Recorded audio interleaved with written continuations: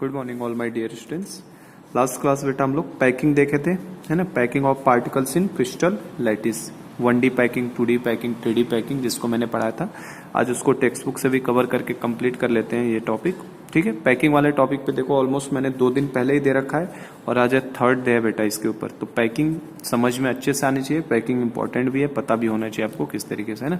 तो 3 लेक्चर तो मेरा बस केवल पैकिंग पढ़ाने में ही जा रहा है आपको। तो देखो packing of particles in crystal lattice किस तरीके से पैकिंग होती है, टेक्स्ट बुक से भी देख लो, पढ़ तो लिया हम लोगों ने already. Constituent particles of a crystalline solid are close packed होते ही हैं। While describing the packing of particles in a crystal, the individual particles are treated as hard spheres। हम लोग कैसे मान के चलते हैं बेटा, हार्ड स्फीयर की तरह से पार्टिकल्स को मान के चला जाता है, ठीक है। तभी तो सॉलिड स्फीयर की तरह एक दूसरे से टच कराते हुए रखते हैं हम लोग, तो इनको हार्ड स्फीयर की तरह ट्रीट करना है।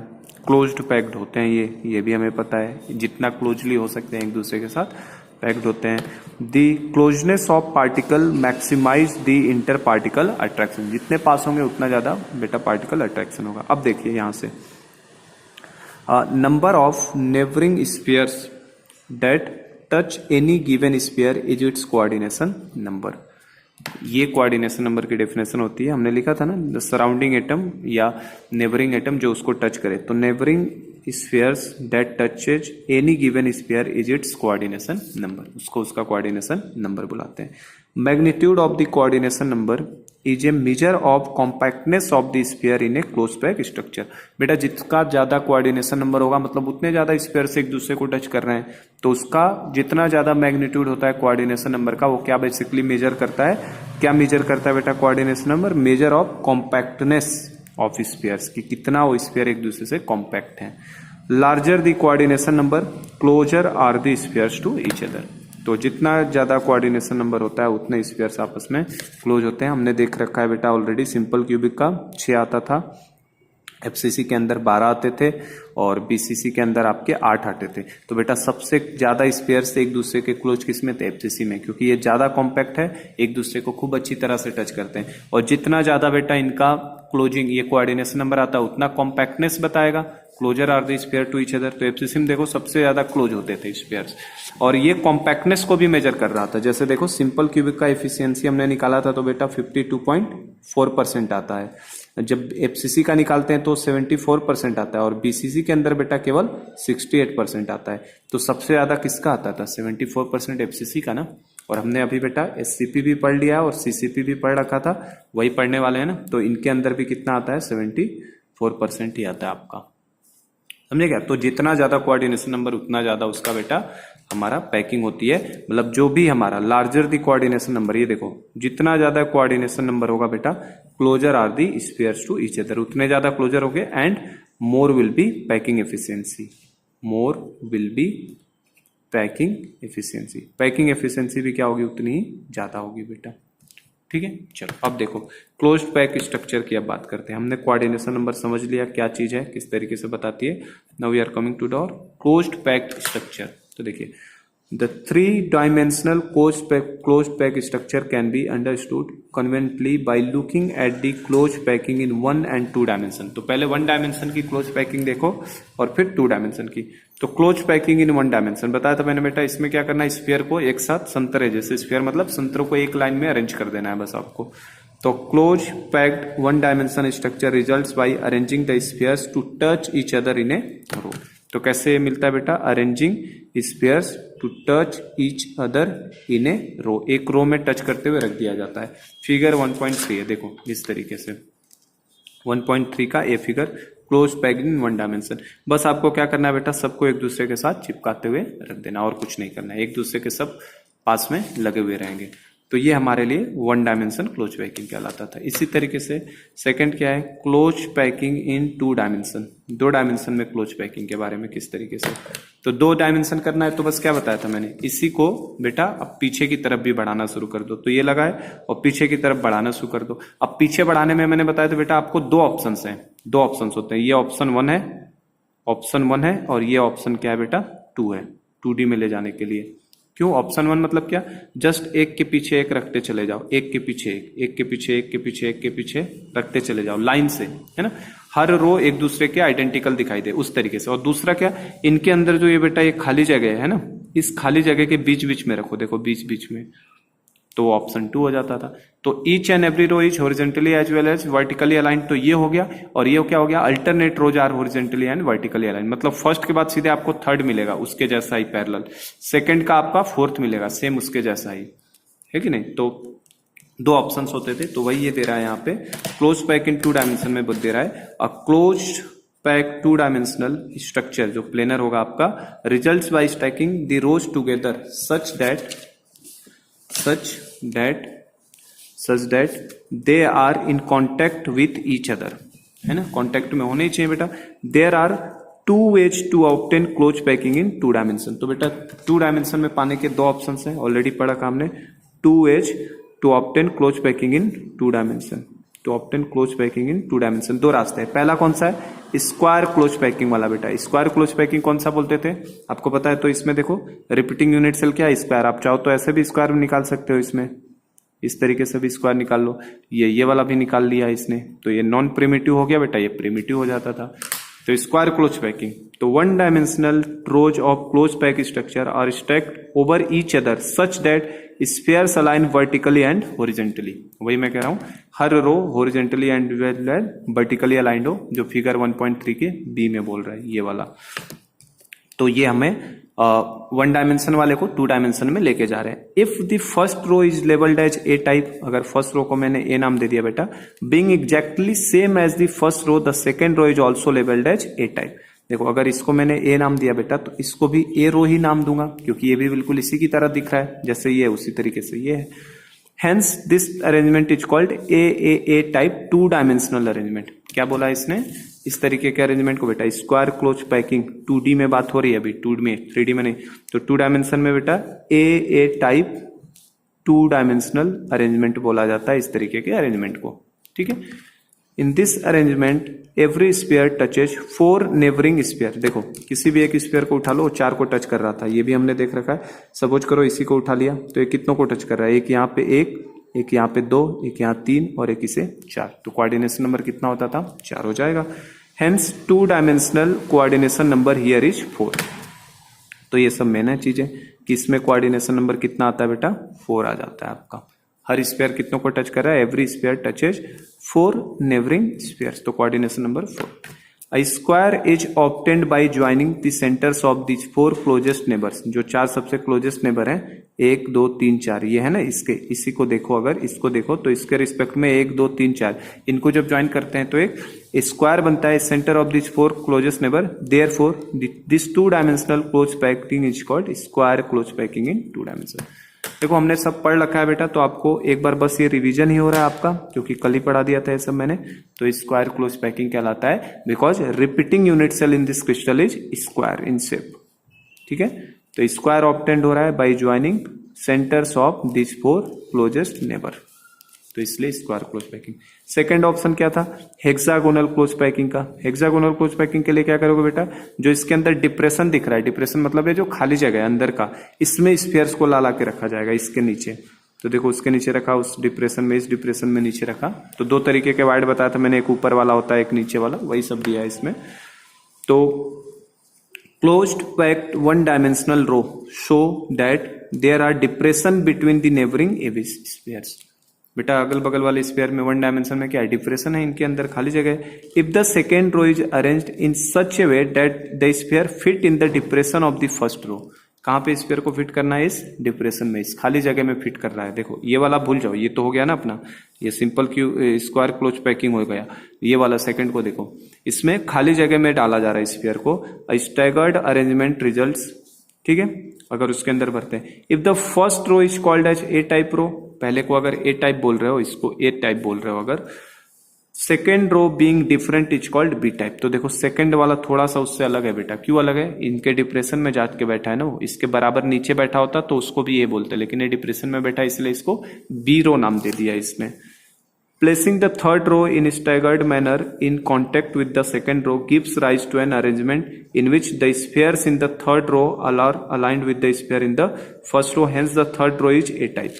मतलब अब क्या है, ए रो बनाया, उसके डिप्रेशन में बेटा बी को डाल दिया, उसके बाद जो बी में डिप्रेशन बनाया उनके अंदर फिर से डालना शुरू करोगे। तो उसको जैसे ही डालोगे तो आप देख सकते हो कि बेटा फर्स्ट और थर्ड आपस में पैरेलल हो जाते हैं, एक जैसे दिखाई देते हैं, इसलिए उसको नाम क्या दिया उसने, ए टाइप दिया है। Similarly, spheres in the fourth row will be aligned with the spheres in the second row and hence the fourth row would be B type. अब जब पहला वाला थर्ड के जैसा बन गया बेटा तो इसके डिप्रेशन में जब डालोगे तो फिर से ये देखो ये ए टाइप है तो ये वाला फिर से बी टाइप का ही हो जाएगा ना, इसके डिप्रेशन में डालेंगे तो वही बता रहा है this resulting two dimensional arrangement A B type. In this arrangement, each sphere touches 6 closest neighbor, thus the two-dimensional coordination number in the packing is 6. समझे क्या बात को? तो हेक्सागोनल क्लोज पैकिंग में पहले ए डाला, फिर उनके डिप्रेशन के अंदर बेटा डालना है, फिर उनके डिप्रेशन में डालोगे तो पहले जैसा हो जाएगा, फिर इनके डिप्रेशन वाले में डालोगे तो वो सिमिलरली दूसरे जैसा हो जाएगा. तो इसलिए इस टाइप की पैकिंग को हेक्सागोनल जो क्लोज पैकिंग है 2D में बात करो तो उसको ए बी टाइप पैकिंग बोला जाएगा. A B type two dimensional packing, A B two dimensional arrangement. दूसरी चीज कि ईच स्फीयर कोऑर्डिनेशन नंबर देखो, each sphere touches 6 closest neighbour, 6 closest neighbour को कर रहा है. Two dimensional coordination number in this packing is कितना हो जाएगा 6. कितना हो जाएगा 6. किसी को भी देख लो, चेक कर लेते हैं. चलो इसी को पकड़ लो, ये वाले स्फीयर को, तो ये कितनों को टच कर रहा है 1 2 3 4 5 6, इन 6 को टच कर रहा है ये वाला स्फीयर पर्टिकुलर. तो इसका मतलब इसका कोऑर्डिनेशन नंबर कितना हो गया 6 हो गया. ठीक है. A regular hexagon is obtained by joining the centers of the 6 closest spheres. एक हेक्सागन बन रहा था, एक हेक्सागन का फॉर्मेशन हो रहा है ना बेटा, जो टच कर रहे हैं 6 को मिलाया जाए अगर तो क्लोजेस्ट वालों को मिलाने पे के बाद क्या बन रहा है, एक हेक्सागन का फॉर्मेशन हो रहा है. तो hexagon is form, hence this type of two dimensional close packing is called hexagonal close packing in two dimension. देखो इसको भी हेक्सागोनल क्लोज पैकिंग बोलते हैं बट इन टू डायमेंशन. तो हम लोग ये बोलेंगे repeating unit cell is regular hexagon. Regular hexagon is obtained, ठीक है, by joining centres of this 6 closest sphere. तो this type of two dimensional close packing is called hexagonal close packing. ठीक है, hexagonal close packing in two dimension बोला जाता है इसको. Compare to अब यहां से देखो, compared to square close packing in two dimension, coordination number in hexagonal close packing in two dimension is higher.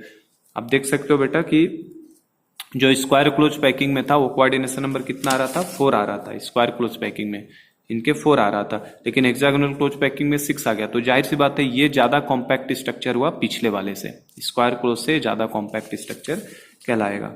ठीक है. तो hexagonal close packing in two dimension is higher. Moreover the free space in this arrangement is less than the square packing, making it more efficient packing than square packing. समझे ना. तो अगर packing की बात करें बेटा तो हमें पता ही है पैकिंग में कौन ज्यादा अच्छा पैकिंग है. पैकिंग में आप देखो तो आपका SCP ज्यादा अच्छा पैकिंग होता है किससे, सिंपल क्लोज पैकिंग से. और इवन मैंने तो बेटा आपको पैकिंग एफिशिएंसी भी निकलवाया था. SCP का 2D में 91% आया था, इसका शायद 78.5% के आसपास आया था स्क्वायर क्लोज का. तो ये कम पैक्ड है, ये ज्यादा पैक्ड है, मतलब आपका स्क्वायर क्लोज पैकिंग में बेटा ज्यादा स्पेस है. देखो फ्री स्पेस जो है वो किसमें ज्यादा है, स्क्वायर पैकिंग के अंदर ज्यादा स्पेस है. और SCP के अंदर जो है moreover free space in this arrangement is less than in square packing. तो लेस देन किससे, स्क्वायर पैकिंग से कम है फ्री स्पेस इन किसके अंदर, SCP is less than square packing, making it more efficient packing than square packing. Figure 1.3c देख सकते हैं, यही है फिगर बेटा यहाँ पे. तो it is evident that free space या वाइड्स जो है आर ट्रायंगुलर इन शेप. देखो देखा ही था हमने बेटा, ट्रायंगुलर शेप का एक ऊपर वाला ट्रायंगल का है और एक नीचे टाइप के ट्रायंगल का दिख रहा है. एक ये वाला वाइड है और एक ये, एक ऊपर एपेक्स रखता है और एक बेटा नीचे की तरफ एपेक्स रखता है, अल्टरनेट चलता रहेगा. तो free space are triangular in shape. Triangular voids are of 2 types, 2 तरीके के हैं. Apex of the triangular void in alternate rows points upwards and downwards. तो ये देखो ये ऊपर की तरफ ट्रायंगुलर वाइड है तो बेटा ये वाला नीचे की तरफ है. इसको अगर बाहर निकालो तो ऊपर की तरफ ट्रायंगल दिख रहा है, उसके बगल वाले को देखोगे तो उसका ट्रायंगल नीचे की तरफ दिख रहा है. तो अल्टरनेट चलता रहेगा, अल्टरनेट मतलब साथ साथ में ही चलता रहेगा आपका. तो apex of triangular void alternate rows point upwards and downwards. एक अपवर्ड जाएगा, downward, up down, up down, up down, ऐसे अल्टरनेट पे होता रहता है. क्लियर हो गया, ये समझ में तो आ ही रहा है बेटा, हमने ऑलरेडी पढ़ा है 2D पैकिंग. नेक्स्ट आपका आता है क्लोज पैकिंग इन 3 डायमेंशन। तो 2 डायमेंशनल पैकिंग भी मैंने काफी डिटेल में कल की क्लास में भी बताया था आपको कैसे होता है, अब है ना। तो इसको अच्छे से आ गया बेटा। इसमें क्या क्या ध्यान में रखना है, ये स्क्वायर क्लोज पैकिंग को बताता है, इसका कोऑर्डिनेशन नंबर कितना होता है, 4 होता है, ठीक है। और इसमें तो कोई मुझे नहीं लग रहा है, ये 2 ही जानकारी यहाँ पे दे रखा है, एक स्क्वायर क्लोज पैकिंग होता है, कोऑर्डिनेशन नंबर 4। इसी तरीके से सिमिलरली ये हेक्सागोनल क्लोज पैकिंग कहलाता है, इसमें कोऑर्डिनेशन नंबर कितना होता है, 6 है। ये मोर कॉम्पैक्ट है, मोर कॉम्पैक्ट स्ट्रक्चर है क्योंकि कोऑर्डिनेशन नंबर ज्यादा है। ये क्या है, लेस कॉम्पैक्ट स्ट्रक्चर है आपका। यही सब जानकारी बस जाननी है, एक बार फिर से देख लीजिएगा, पता चली जाएगा आपको। देख रखा हमने क्लोज पैकिंग इन 3 डायमेंशन। अब 3D में आते हैं। तो 3D के लिए बेटा मैंने बताया था 2 ऑप्शन है, या तो इसे सेलेक्ट करो या इसे, बट फॉर मोर एफिशिएंसी हम लोग इसे सेलेक्ट करते हैं। तो इसमें बेटा 2 जनरेट होता है। इसमें बताया था मैंने आपको, ये आपको सिंपल क्यूबिक देता है बेटा, सिंपल क्यूबिक वाला ये बनाएगा 3D के अंदर, 3D में जाओगे तो, या तो ये BCC बनाएगा। तो जनरली सिंपल क्यूबिक पे ही फोकस रहता है, BCC का नहीं देता है, डिटेल में कहीं नहीं है BCC के बारे में। तो क्लोज पैकिंग इन 3 डायमेंशन की बात करते हैं। देखो, stacking of 2 dimensional layers gives rise to 3 dimensional crystal structure. 2 dimensional वालों को स्टैक करोगे एक दूसरे के ऊपर बेटा, तो वो क्या बनाएगा, 3 डायमेंशनल क्रिस्टल स्ट्रक्चर देगा। 2 dimensional square close pack layer are found to stack only in one way to give simple cubic lattice. Square close packing वाले के पास केवल एक ही रास्ता है बेटा, एक ही तरीके से इसको करवाया जा सकता है, केवल एक ही रास्ता है इसमें, क्योंकि एक ही तरीके का वाइट था। इसमें देखो आपको बताया था 2 बन जाते थे बेटा, FCC और CCP और SCP 2 बनते थे। तो इसमें ये बोल रहा है कि जो 2 dimensional square close packed layer है, इनको बेटा found to stack only in one way, केवल एक तरीके से इसको स्टैक कर सकते हैं, to give simple cubic lattice. केवल एक ही रास्ता है इसको स्टैक करने का, ओनली वन वे, केवल एक तरीका है। 2 dimensional hexagonal close pack layers are found to stack in 2 distinct way. 2 तरीके से बना सकते थे बेटा। Accordingly 2 crystal structures namely hexagonal close packed structure and face centred FCC structures are found. समझे बात को। तो देखो यहां से क्या बता रहा है बेटा, एक तो उसके बारे में बता दिया कि जो स्क्वायर क्लोज पैक्ड है उसके लिए केवल एक ही रास्ता है, लेकिन जो हेक्सागोनल क्लोज्ड पैक लेयर्स हैं 2 डायमेंशन वाले जो एग्जैक्ट क्लोज पैक लेयर हैं, found to stack in 2 distinct ways. और 2 क्रिस्टल स्ट्रक्चर बनेगा, एक बनेगा बेटा हेक्सागोनल क्लोज पैक्ड 3D वाला जिसको SCP बुलाएंगे हम लोग, और दूसरा बनेगा FCC या इसको CCP बुलाएंगे हम लोग, क्यूबिकल क्लोज पैक्ड। समझे बात को। तो इसमें 2 डिस्टिंक्ट वेज है, 2 रास्ते हैं इसमें, जबकि कितने रास्ते थे, केवल ओनली 1 वेज था। इसमें 2 तरीके हो जाते हैं। अब देखो स्टैकिंग, पहले बेटा इसने स्क्वायर क्लोज पैकिंग का भी दिखा रहा है स्टैकिंग। तो stacking of square close packed structure, इसका स्टैकिंग को देखो कैसे दिखा रहा है। तो देखो stacking of square close packed layers generates a 3 dimensional simple cubic structure. 3 dimensional का एक सिंपल क्यूबिक बनाएगा। देख सकते हो आप यहां से बेटा, ये ए लेयर, मतलब पीछे वाला भी ये ए लेयर है, ये भी ए लेयर है, ये भी ए लेयर है, ये भी ए लेयर। पहले एक लेयर बिछा था ए का बेटा, उसके ऊपर फिर से, मतलब सबसे पीछे वाला पहले रहा होगा, फिर उसके ऊपर एक डाला गया, फिर उसके ऊपर डाला गया, फिर उसके ऊपर डाला गया। जब आप ए लेयर के ऊपर ए लेयर डालते चले जाओगे तो ये क्या कहलाएगा, stacking of square close pack layer, एक दूसरे के ऊपर डाल रहे हैं। और आप देख सकते हो यहां से जब बेटा यूनिट सेल कट करके निकालोगे तो आपको यूनिट सेल किस शेप में दिखाई देगा, देखो ये अंदर तक लेके गया है, क्यूब के शेप में दिखाई देगा। तो इस तरीके की पैकिंग क्या है, स्क्वायर क्लोज पैकिंग। और जो क्या जनरेट करेगा, कौन से क्रिस्टल को जनरेट करेगा, सिंपल क्यूबिक को जनरेट करेगा, क्योंकि यहाँ पे बन के क्या निकल के आ रहा है बेटा, सिंपल क्यूबिक बन के आ रहा है बाहर। तो यही लिखा है इसमें कि जो आपका stacking of square close pack layer generates a 3 dimensional simple cubic structure. तो इसको हाईलाइट कर लो, stacking of square close packed layer को अगर स्टैकिंग कराओगे तो क्या जनरेट करता है बेटा, 3 डायमेंशनल सिंपल क्यूबिक स्ट्रक्चर। तो ये सिंपल क्यूबिक बनाता है। Here second layer is placed over the first layer so as to have its sphere exactly over those of the first layer. भाई बेटा बताया था ना, ये आपने डाला है, ये आपके पास है, अगर ये आपका स्क्वायर क्लोज पैकिंग है तो जो अगला स्फीयर भी डालोगे बेटा इन्हीं के ऊपर आप डालना शुरू कर रहे हो, सेम इसी के ऊपर आपने डालना शुरू कर दिया, तो ऐसे लेयर बाय लेयर बढ़ाते जा रहे हो 3D के अंदर, तो वो कौन सा जनरेट करेगा? वो बेटा एक क्यूब ही तो बना के देगा हमको। 3D में देखोगे तो इसको एक्सट्रूड करो 3D के अंदर तो क्यूब बन जाएगा ना। एक स्क्वायर को अगर 3D में खींचा जाए बेटा, तो 3D में खींचते ही वो किस में कन्वर्ट हो जाएगा? एक क्यूब में कन्वर्ट हो जाता है ना आपका, सही है कि नहीं? तो क्यूब बन जाएगा इस तरीके से, सिंपल क्यूबिक। तो एक दूसरे के ऊपर डालते हैं। Subsequent square close packed layers are placed one above the other in the same manner, रखते हुए चले जाओ एक दूसरे के ऊपर। In this arrangement sphere of all the layers are perfectly aligned horizontally as well as vertically. सब sphere एक दूसरे से बेटा मतलब लाइन बाय लाइन है, इस लाइन के अलोंग सारे आएंगे, इस लाइन के अलोंग सारे, इस लाइन पे मतलब horizontally as well as vertically aligned रहेंगे सब एक दूसरे के साथ, एक दूसरे के ऊपर सब आते जा रहे हैं, ठीक है नहीं? देख सकते हो इस लाइन पे सब आ रहे हैं, इस लाइन पे सब आ रहे हैं, इस लाइन पे सब आ रहे हैं, इस लाइन पे सब एक दूसरे के ऊपर पैरेलल अलाइंड होते जा रहे हैं, इस लाइन पे, इस लाइन पे, इस लाइन पे। 3D में दिखाया ना उसने थोड़ा सा करके। तो वही वो बोल रहे हैं कि इस अरेंजमेंट में क्या होता है बेटा, इन दिस अरेंजमेंट मतलब स्क्वायर क्लोज पैक्ड में क्या होता है, spheres of all the layers are perfectly aligned horizontally as well as vertically, पूरा परफेक्टली हॉरिजॉन्टली और वर्टिकली अलाइंड होते हैं। Hence all the layers are alike, सब लेयर एक जैसे ही दिखाई देंगे। And labelled as A layer, सबको क्या नाम दिया जाएगा बेटा? A layer. This arrangement of layer is described as A type. क्या बोला जा रहा है इसको? ए टाइप, क्योंकि पहला भी ए था बेटा, उसके ऊपर जो मैं डाल रहा हूं वो भी ए है, फिर इसके ऊपर भी जो डालूंगा, अगला जो डालूंगा थर्ड लेयर, वो भी क्या होगा मेरे लिए? ए लेयर ही कहलाएगा। इसलिए इस टाइप का अरेंजमेंट क्या कहलाता है? ए टाइप अरेंजमेंट कहलाता है, जो सिंपल क्यूबिक को जनरेट करके देता है। अभी बात समझ में हमें? तो ये सिंपल क्यूबिक जनरेट करके देने वाला है, ए टाइप का कहलाता है। तो structures that results on stacking square close packed layer is simple cubic. देखो क्या बना के दिया इसने? सिंपल क्यूबिक बना के दिया। स्क्वायर क्लोज पैकिंग में क्या बन के आता है हमारा? रिजल्ट्स किस में देता है बेटा? क्या रिजल्ट देता है ये? सिंपल क्यूबिक का फॉर्मेशन कर देगा ये। Its unit cell is the primitive cubic unit cell. Primitive है, प्रिमिटिव क्यों? क्योंकि इसके सेंटर पे कोई भी एटम नहीं है बेटा, तो इसको प्रिमिटिव यूनिट सेल बोलते हैं। आगे चलो क्या देखा है? It can be seen that, समझा दिया है मैंने सब कुछ, बस किताब से आपको एक बार फिर से पढ़वा देता हूं, आप किताब से एक बार पढ़ लीजिए आप लोग भी।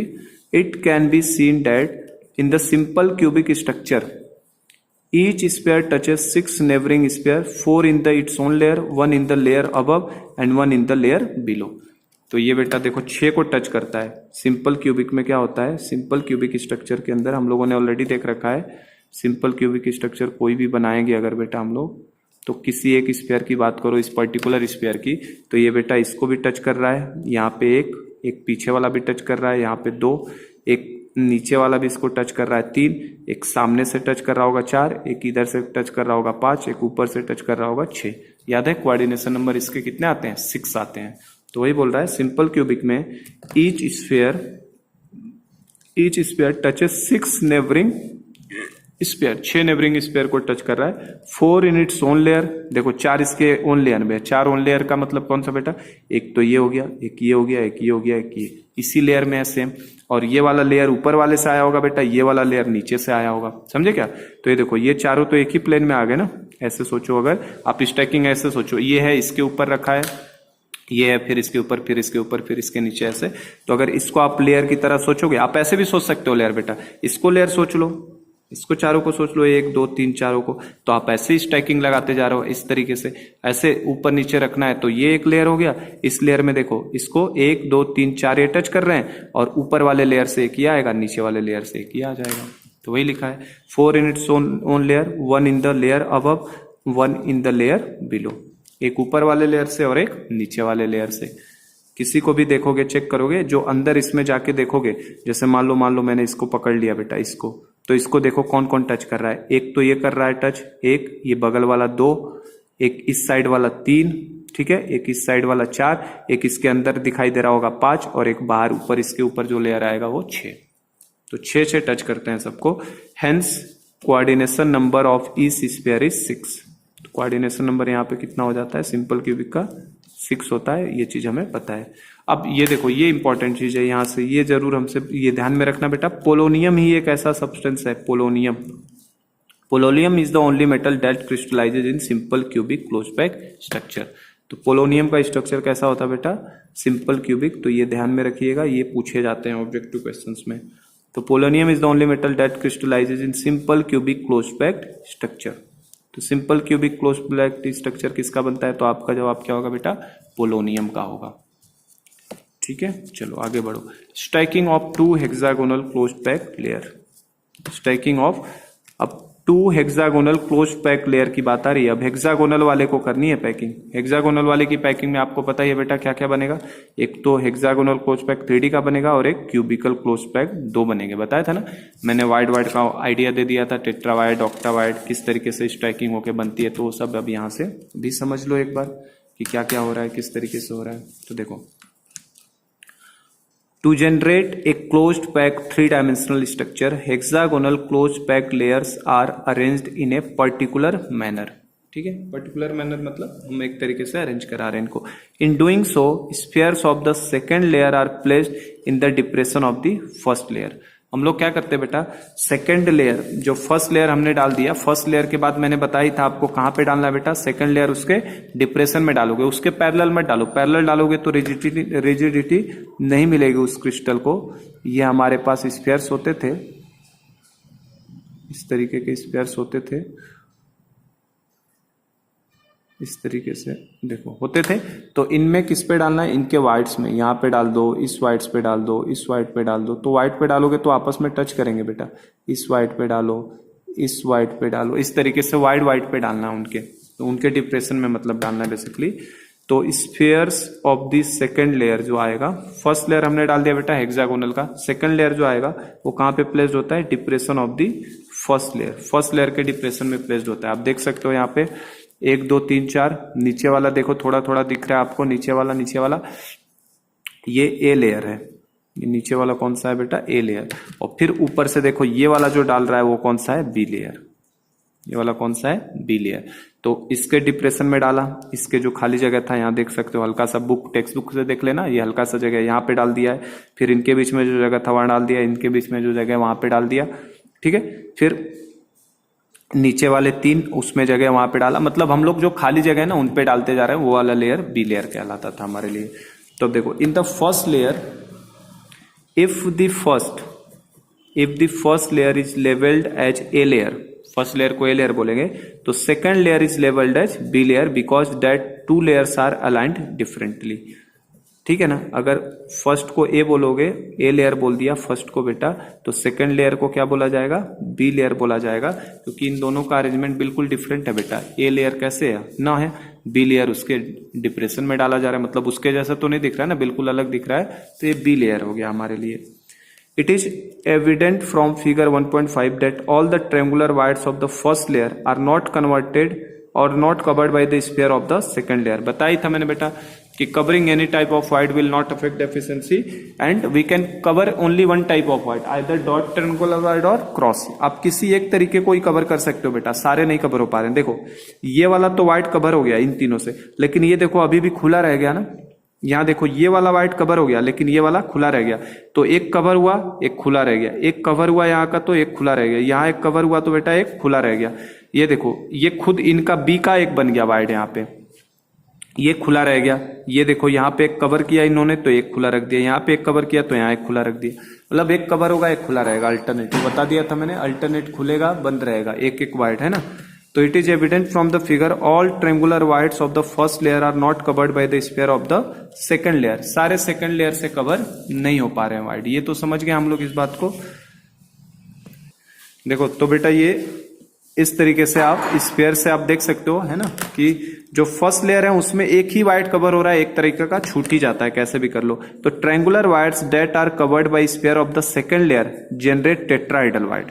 देख सकते हो आप यहाँ पे जो बेटा सेकेंड लेयर से कवर किया जा रहा है, जैसे ये इसके अंदर का जो वाइड था इसने आके इसको कवर कर दिया है, कवर कर दिया तो ये जो वाइड जनरेट होता है, देखो 3 नीचे के स्फीयर और एक ऊपर वाला स्फीयर, तो इस तरीके के वाइड को कौन सा वाइड बोलते थे, टेट्राहेड्रल वाइड बोलते थे, टीवी टेट्राहेड्रल वाइड बन गया। और उसको दिखाने के लिए टेट्राहेड्रल ज्योमेट्री बस दिखाना चाहता है बेटा, इन तीनों का सेंटर नीचे वालों का और ऊपर वाले चौथे का सेंटर ये ऐसे दिखा रहा है बस, कि टेट्राहेड्रल के फॉर्म में होता है इसलिए ये टेट्राहेड्रल वाइड हो जाता है। तो ये समझ में आ गया। ट्रायंगुलर वाइड जो that are covered by sphere of the second layer generate tetrahedral void, वो टेट्राइडल वाइड हो जाते हैं। देखो a tetrahedral void is surrounded by 4 spheres. कितने स्फीयर से सराउंड होता है? 4 स्फीयर से सराउंड होता है बेटा। On joining the centre of this 4 sphere से tetrahedron is form which encloses the tetrahedral wide.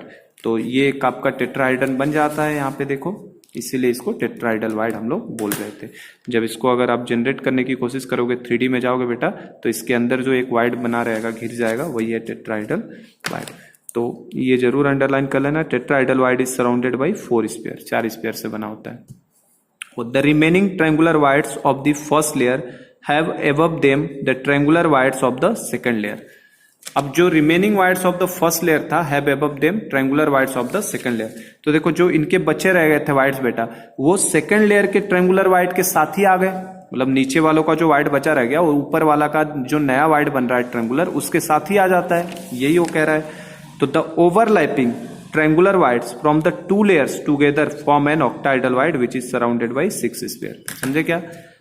समझ गए बात को? बेटा कल बता ही दिया था मैंने, सब समझ में आ ही रहा होगा आपको।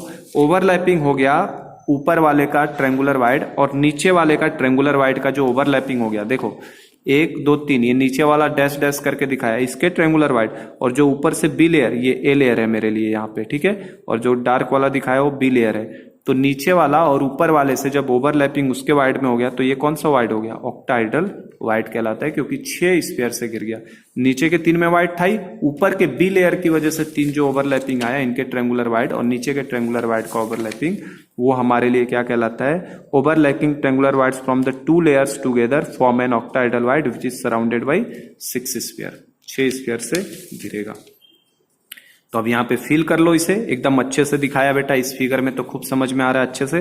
देखो कैसे, इसको लाके ढक दिया तो ये टेट्राइडल वाइड बन गया बेटा, 3 नीचे 1 ऊपर। ये देखो लाके ढक दिया तो 3 नीचे 1 ऊपर, ये भी टेट्राइडल बन गया। यहाँ पे आके ढकने के बाद 3 नीचे और 1 ऊपर, ठीक है।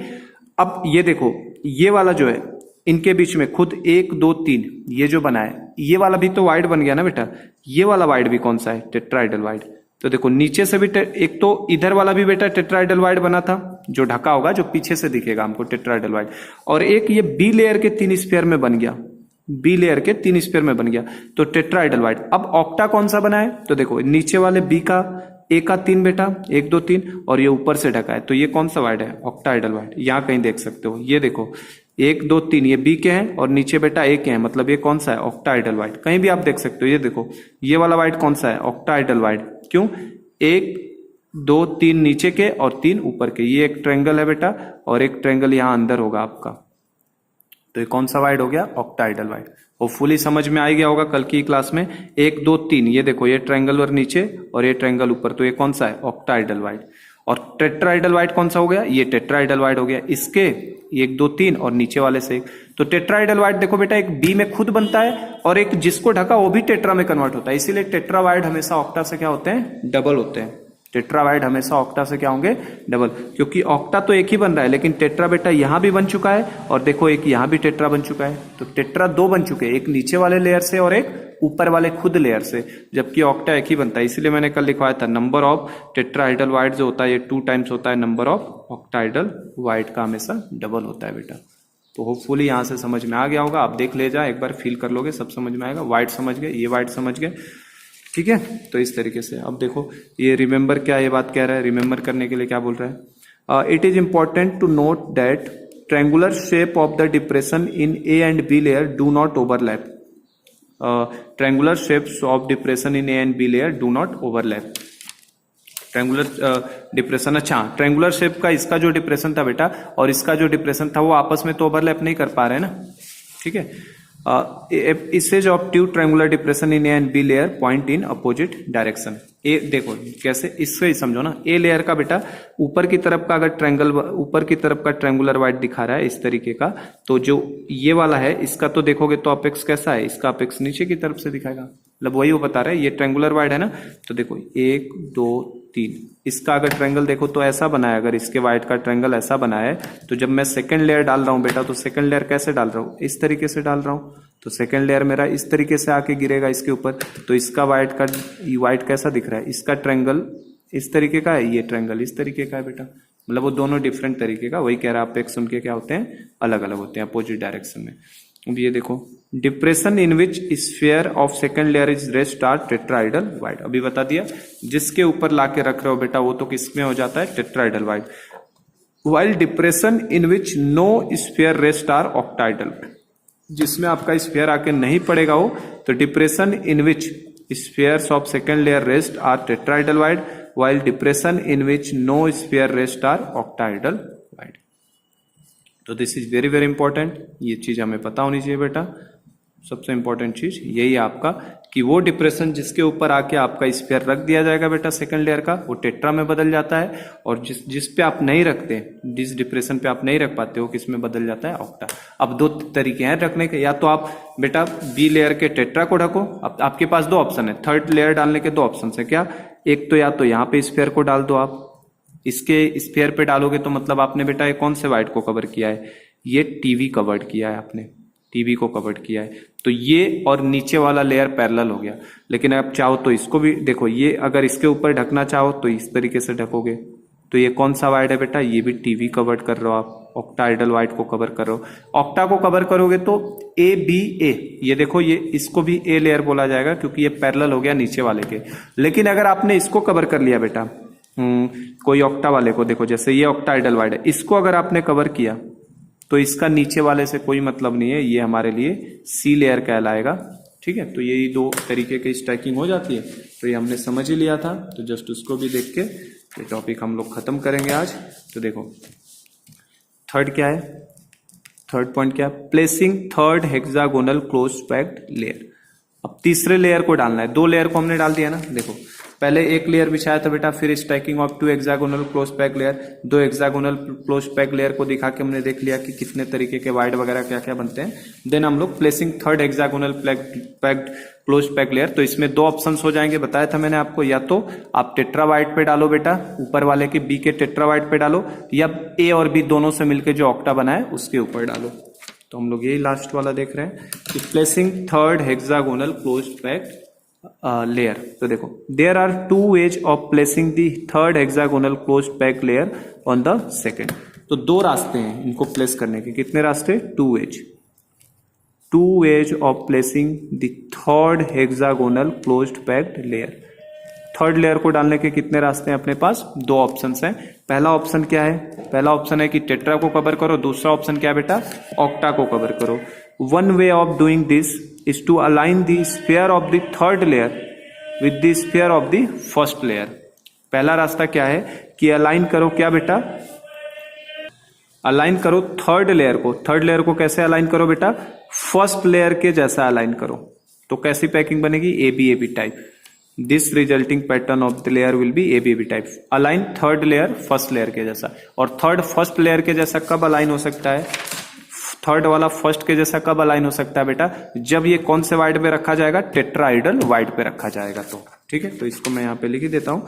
One way of doing this is to align the sphere of the third layer with the sphere of first layer, और ये होगा by placing on tetrahedral void. कहां पे ढकने पे, टेट्राइडल वाइड को ढकेंगे तब, by placing on TV tetrahedral void पे।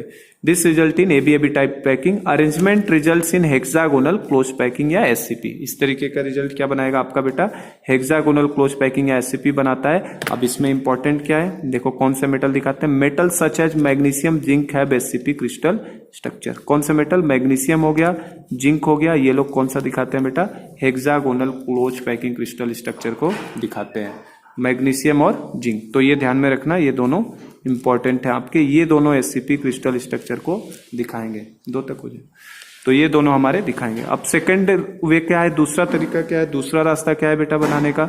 दूसरा रास्ता हो गया कि आप किसको कवर करो, देखो पहला वे क्या है, TV cover, TV tetrahedral void को कवर किया, और दूसरा रास्ता क्या है बेटा, ओवी कवर्ड, ऑक्टाइडल वाइड को कवर करो। ऑक्टा को कवर करोगे तो एकदम क्या बनेगा, तीसरा वाला डिफरेंट होगा।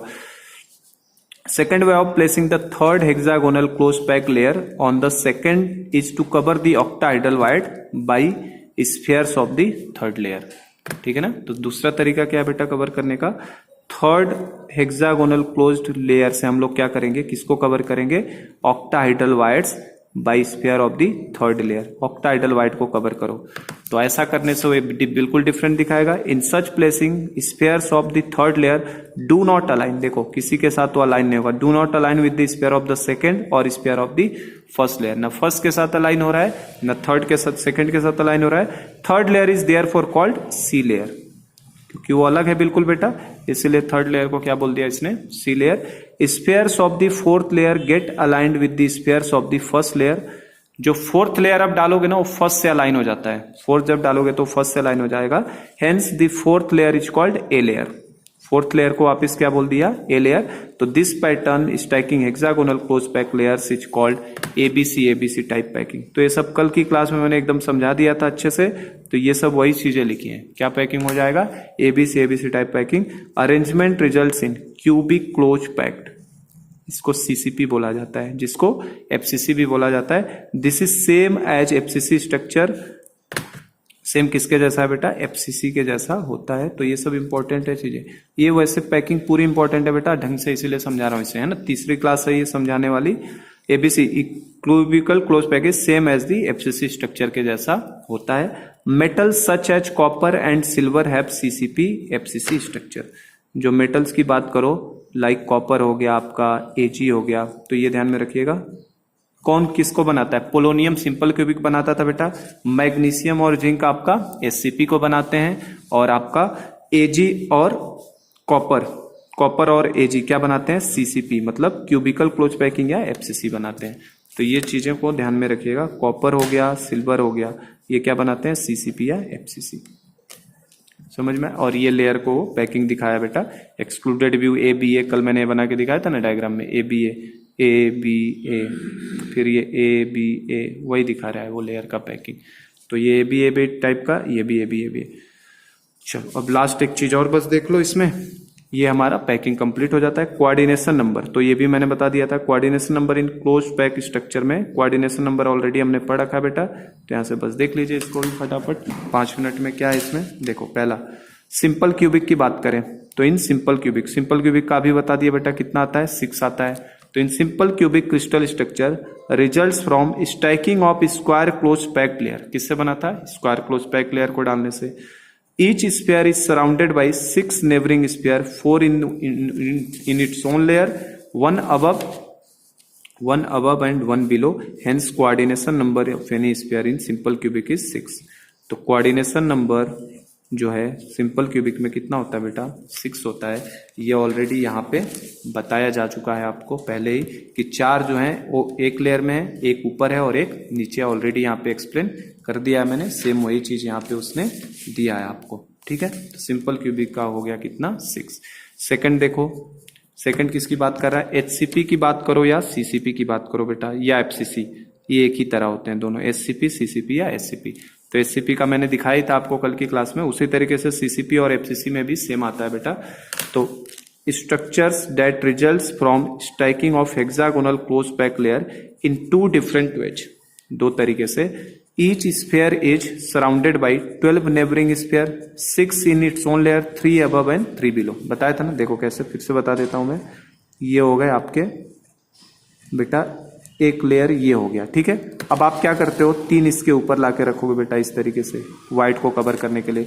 तो किसी भी एक को देखो, जैसे ये बीच वाले को देखो, इसको देख के समझ में जल्दी से आएगा, इसको देखो तो ये कितने को छू रहा है बेटा, 1 2 3 4 5 6, 6 सेम लेयर में छू रहा है, देखो कहां गया। Each sphere is surrounded by 12 neighbouring sphere, 12 इसके नेबरिंग स्फीयर होते हैं, जिसमें से 6 कहाँ है, इट्स नॉन लेयर, 1 2 3 4 5 6।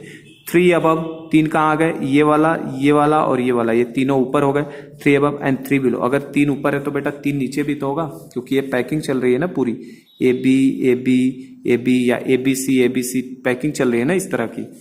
तो पैकिंग चल रही है तो बेटा केवल 2 ही लेयर थोड़ी ना, ऐसे बहुत सारे इनफाइनाइट लेयर हैं अपने पास।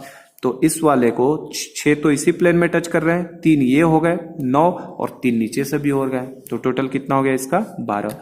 Hence the coordination number of any sphere in SCP और CCP FCC structure is 12। तो कितना हो जाता है इनका, SCP का या CCP FCC का पूछे तो कोऑर्डिनेशन नंबर कितना होता है, 12। तो ये सब डायरेक्ट रिजल्ट से ध्यान में रखना है, कैसे आता है वो भी निकाल के हमने देख लिया था। आ गई बात समझ में। और बेटा बीसीसी का इन्होंने नहीं लिखा, हम लोग चाहे तो सी पॉइंट करके लिख सकते हैं। इन बीसीसी कोऑर्डिनेशन नंबर इज कितना बेटा 8। कैसे बीसीसी में 8 कैसे होता है, आता है ना निकालने। ये बीसीसी स्ट्रक्चर कैसे बनता है, ये इस तरीके से बनेगा। और जो बॉडी सेंटर पे रखा हुआ होता है बेटा वो हर कॉर्नर के एटम को क्या करता है, टच करता है। Atom placed at body centre touches atom placed at corners, है ना। तो सबको टच करेगा तो टोटल 8 को टच कर सकता है। तो कोऑर्डिनेशन नंबर कितना आता था, 8 आता था। और एक चीज और है, ये देखो लास्ट है, नंबर ऑफ वाइट्स पर atom in HCP and CCP. कि नंबर ऑफ वाइट्स पर atom in HCP and CCP, HCP की बात करो या सीसीपी की बात करो तो कितने वाइट्स पर एटम आते हैं हमारे, ठीक है। टेट्रा और ऑक्टा कितने वाइट्स आते हैं। तो इसको जरा सा एक बार फिल कर लो तो समझ में आ जाएगा आपको कि कितने वाइट्स आएंगे। बेटा देखो ध्यान से, ये इस तरीके का बना दिया मैंने। मुझे अगर एफसीसी अरेंजमेंट चाहिए तो बेटा कैसे करना पड़ेगा, atoms present at corner as well at each face centre, हर फेस सेंटर पे कर दो 4, ये आगे वाले का 1 और एक पीछे वाले का 6 हो गए।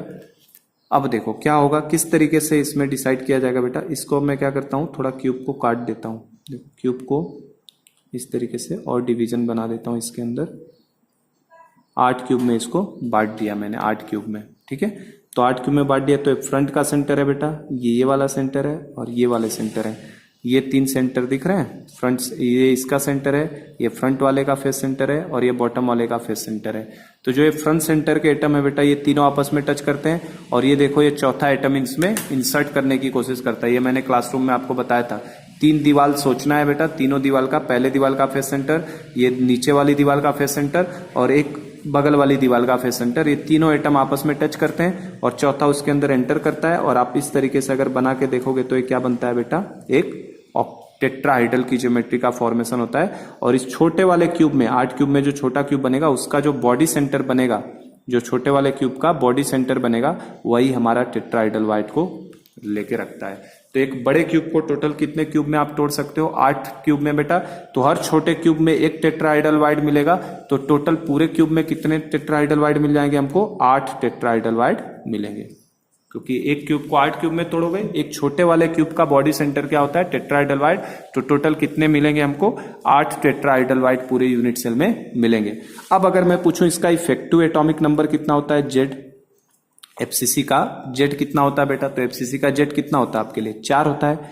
क्योंकि एक कॉर्नर पे टोटल कंट्रीब्यूशन, एक कॉर्नर पे आ जाता है बेटा 8 का 1/8 और फेस सेंटर पे 6 है तो 6 का 1/2 कितना आता है, 3। तो टोटल कंट्रीब्यूशन कितना आता है, 4। तो देखो जेड की वैल्यू कितनी आ गई, 4 इफेक्टिव एटॉमिक नंबर। और टेट्राहाइड्रल वाइड कितने आ गए बेटा, 8। तो क्या समझ में आ रहा है आपको, जितना भी आप एटम निकालोगे उसके जस्ट डबल नंबर में टेट्राहाइड्रल वाइड होता है। ये ध्यान रखना। देखो ये पहले ये पढ़ लो फिर समझ में आ जाएगा जो मैं कह रहा हूं। जितना भी आपका इफेक्टिव एटॉमिक नंबर होता है बेटा उसके जस्ट डबल नंबर में क्या होते हैं, टेट्राहाइड्रल वाइड।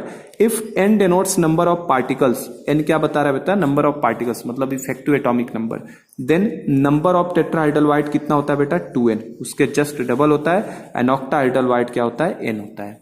ऑक्टाहाइड्रल वाइड अभी मैंने बताया, ऑक्टा का जो नंबर होता है बेटा, नंबर ऑफ टेट्राहाइड्रल वाइड हमेशा ऑक्टा के नंबर के क्या होते हैं, डबल होते हैं। टेट्रा हमेशा ऑक्टा के डबल, क्यों, क्योंकि बेटा टेट्रा एक नीचे वाले लेयर से भी बन जाता है और एक खुद ऊपर वाले लेयर से भी बन जाता है।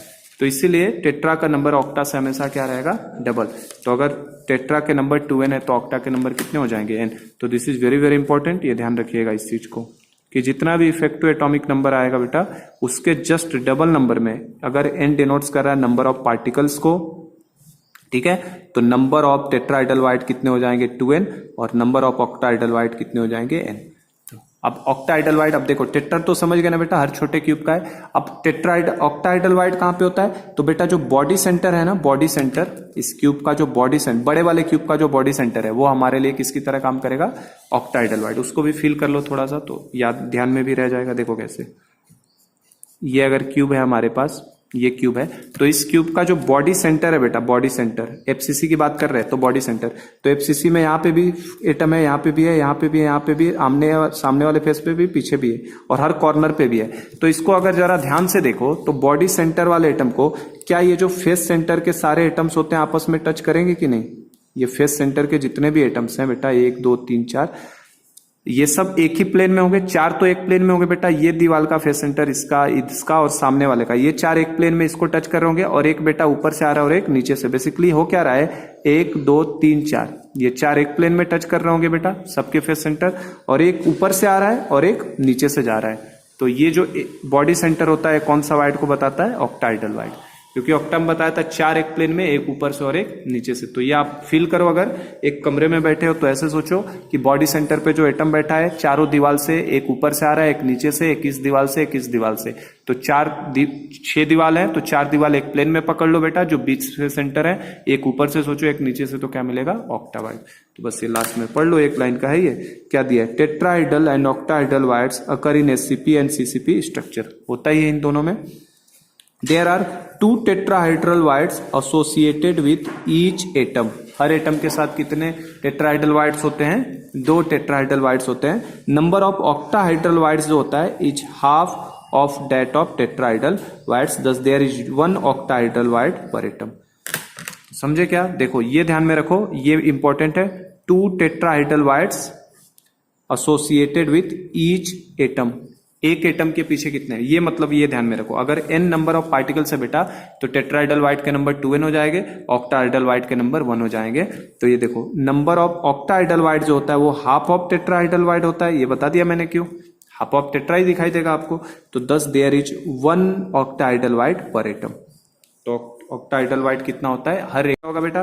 तो टेट्रा का पोजीशन आपको फील हो गया, टेट्राहेड्रल वाइड। ऑक्टा की पोजीशन मैंने फील करा दी। दीवार के 4 कोनों को सोचना है आपको बस, ठीक है, दीवार के 4 कोने बोल रहा हूं, दीवार के 4 फेस को सोचो। ये फेस का सेंटर, इस फेस का सेंटर बेटा, पीछे वाले फेस का सेंटर और सामने वाले का फेस सेंटर, सामने वाले का सेंटर। तो इन चारों को आप देखो तो एक तरीके से काट सकते हो ना बीच में से, बिल्कुल। तो ये चार इस तरीके से सेंटर सोचो बेटा, और एक ऊपर से आ रहा है और एक नीचे से आकर उसको दबा रहा है। तो बॉडी सेंटर पे जो बनता है वो हमारे लिए क्या होता है, ऑक्टाहेड्रल वाइड। सिमिलरली देखो, चूंकि एफसीसी स्ट्रक्चर है तो यहाँ भी एटम है, यहाँ भी एटम होगा बेटा, यहाँ भी एटम है, यहाँ भी एटम है, और ऊपर वाला जो फेस जाएगा बेटा यहाँ भी एटम होगा, यहाँ भी एटम होगा, है ना। ये मैंने शायद फील करवाया था आपको बेटा, ऊपर भी एटम होगा। तो आप इसमें भी सोचो, इसका जो एज सेंटर है ना, एज सेंटर बेटा, ये एज सेंटर भी क्या बताता है, ऑक्टाहेड्रल वाइड को बताएगा एज सेंटर। कैसे, देखो ये एटम 2, इसका फेस सेंटर और ऊपर वाले का फेस सेंटर, इन चारों को एक प्लेन में सोचो। ये फेस सेंटर एक ही लाइन में बेटा, और ये दोनों भी उसी प्लेन में है, तो ये 4 एक प्लेन में हो गए। और ये फेस सेंटर और बगल वाले कमरे का फेस सेंटर, इसको दबा रहा है कि नहीं दबा रहा है, 4 एक प्लेन में और 2 दबा रहे हैं, तो बेटा ये भी ऑक्टाहेड्रल वाइड हो गया ना। या इस तरीके से सोचो, इसका फेस सेंटर, इसका फेस सेंटर 2 हो गए, और ये चारों एक प्लेन में दिखाई दे रहे हैं आपको बेटा, चारों एक प्लेन में, और ये फेस सेंटर दबा रहे हैं क्या इनको, तो ये बीच में जो वाइड हो गया ये कौन सा है, एज सेंटर है। तो यही एज सेंटर कौन सा वाइड है, ऑक्टाहेड्रल वाइड होता है, ठीक है। तो वाइड वाला पार्ट कंप्लीट हो गया। यहाँ वाला वीडियो शायद आपको नहीं मिल पाया है, पैकिंग एफिशिएंसी मैंने पढ़ाई थी उस लेक्चर में, तो वो वीडियो भी आपको मिल जाएगा, तो देख लीजिएगा। तो यहाँ तक हम लोगों का बेटा कंप्लीट होता है। नेक्स्ट क्लास में number of particles and unit cell in x gram of metallic crystal ये बताऊंगा। तो इसके पहले आप चाहो तो ये वाला लेक्चर देख लोगे तो ज्यादा फायदा रहेगा, है ना, क्योंकि इसमें डेंसिटी वाला कॉन्सेप्ट मैंने सिखाया था और सब सिखाए थे। चलो, तो ये हमारा यहाँ पे आज के लेक्चर को हम लोग यहीं स्टॉप करते हैं बेटा। नेक्स्ट क्लास में हम लोग वहीं से आगे बढ़ेंगे एक्स ग्राम में, एक कैलकुलेशन वाले पार्ट से, और देन हमारा डिफेक्ट्स वाला पार्ट एक बचा है इसमें, और मैग्नेटिक प्रॉपर्टी बचे हैं, बस चैप्टर कंप्लीट हो जाएगा। चलिए, thank you so much students.